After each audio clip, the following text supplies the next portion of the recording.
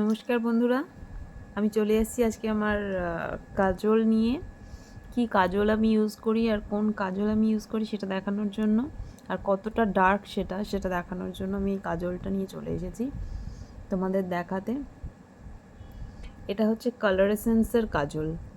দেখে নাও বন্ধুরা, এটা কীরকম, কতটা ডার্ক দেখেছো? ভীষণ ডার্ক। এবার আমি এটা চোখে অ্যাপ্লাই করে দেখাবো।